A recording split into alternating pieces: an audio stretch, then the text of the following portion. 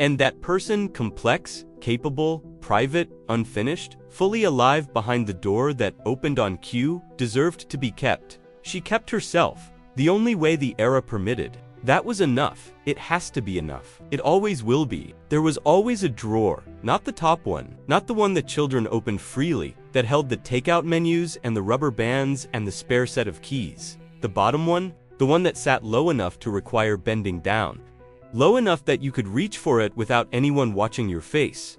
Every woman on every street in that decade had one.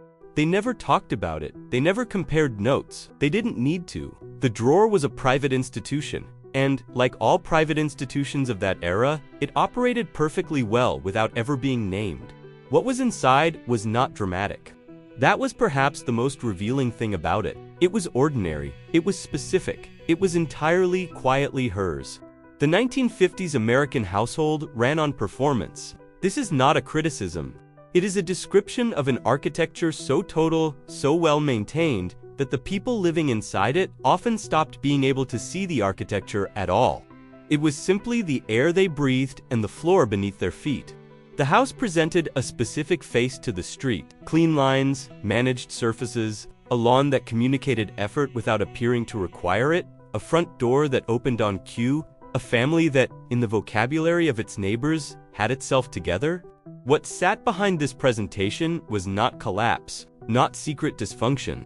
Mostly, it was the ordinary accumulation of a life being lived, the things too real to display, too important to discard, too personal to belong anywhere in the curated version of the household. Researchers who spent decades collecting oral histories from women of this generation, sitting in living rooms across America in the 1980s and 1990s, tape recorders running, asking questions the women had rarely been asked, found the same pattern emerging across state lines and income brackets and the particular details of individual lives. There were things she kept for herself, not kept from anyone specifically, not hidden with dramatic intent, simply kept in the way that a self keeps itself, quietly, in a low drawer, in the part of the house where no one thought to look. The objects varied enormously. The pattern underneath them did not. In one house, it was letters, not love letters. Letters from a friend who had moved to another state the year she got married. Letters that ran for 11 years and then stopped when the friend died. She kept them in a stack bound with a rubber band that had long since begun to crack.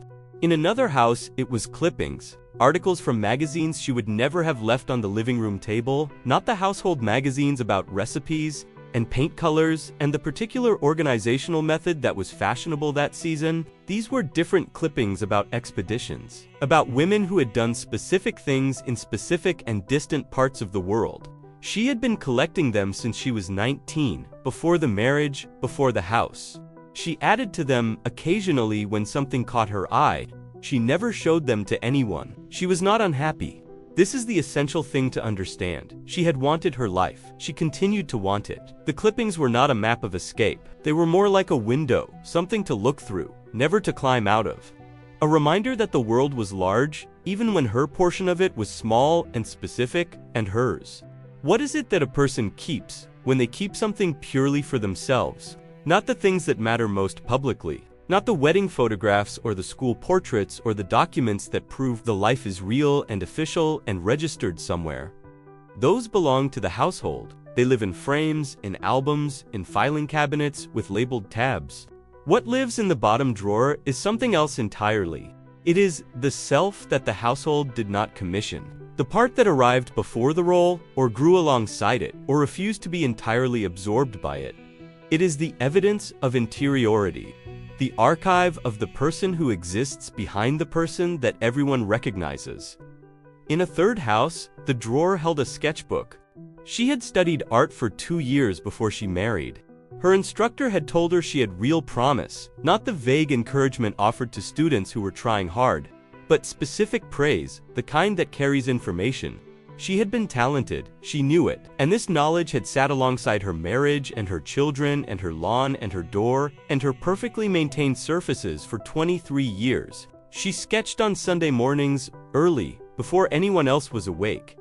The view from the kitchen window, the angle of morning light on the fence, the neighbor's oak tree in the specific gray of November, She had never shown these drawings to her husband. She had shown them once to her eldest daughter, when the daughter was 12, and wandered downstairs and asked what she was doing. Her daughter had looked at them and said they were very good. She nodded and closed the book and returned it to the drawer. Something moved in her when her daughter said that. She could not have named it with precision. In a fourth house, the drawer held a brochure for a nursing program at a city college 2 hours away. She had picked it up in a doctor's waiting room the year before she married. Back when the question of what she was going to do with her life still had multiple possible answers. She kept it not because she wished she had become a nurse. She kept it because it was proof that there had been a moment when she could have said that the person she was had once stood at a genuine fork and made a real choice, and the choice was real because the alternative had been real. The brochure was not a document of regret. It was documentation of a self that had been capable of multiple futures. The drawer was where that proof lived because there was nowhere else in the house to keep it. Every drawer had its logic. Every drawer had its grammar, its own understanding of what belonged inside it and what did not. They were not random, they were curated. Not for an audience, which is the curation of performance, for a self, which is the curation of survival. The letters said, "I was known." The clippings said, "The world is large." The sketchbook said, "I am still here." The brochure said, "I had a choice." All of them said the same thing underneath. "I am more than what this house requires of me. And I have not forgotten." The women who kept these drawers were not women who spent their days in conscious rebellion. That framing misses the thing entirely. Rebellion is loud, it announces itself. What lived in the bottom drawer was quieter than rebellion. It was more like a pilot light, something small and continuous that kept something essential from going entirely dark. They tended it without ceremony. They added to it occasionally, when life delivered something too true to discard. They visited it in the hours when no one was watching. They closed it again, and went back to the life. The drawer stayed full because the life required it to stay full. The fullness was not evidence of failure, it was evidence of a person too complex for any single role. Managing that complexity with the tools her era provided, she was 43. She had been married for 18 years. The children were in school, the surfaces were managed, the door opened on cue. Her daughter found the drawer the year she turned 58. Her mother had been gone for 6 years by then. The house had been sold, the furniture divided, the filing cabinets sorted and dispersed to the people they concerned, but the bottom drawer in the kitchen had been overlooked, stuck slightly. The wood warped from decades of a house breathing through its seasons, and when her daughter finally pulled it open, it gave way and released the particular smell of old paper and private things. The letters, the clippings, the sketchbook with the Sunday morning drawings, the fence, the neighbor's oak, the angle of winter light she had rendered over and over as if practicing for something she never got to finish. She had not known about the sketchbook. Her mother had shown her the drawings once. She was 12. She had said they were very good. She had not known then that very good was not what her mother had needed to hear. That very good was the response of someone who had not yet learned to ask the question underneath the question. The question underneath was, where did you put yourself? And the drawer had been the answer all along. She took the sketchbook when she left, she took the clippings and the letters still bundled in their cracking rubber band. And the nursing brochure she did not understand until she looked closely and read the year printed in the corner and understood what it had been, what it had meant to keep it.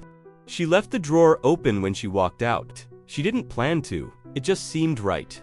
To let the house breathe out what it had been holding for so many years, she drove home. She put the things in a box.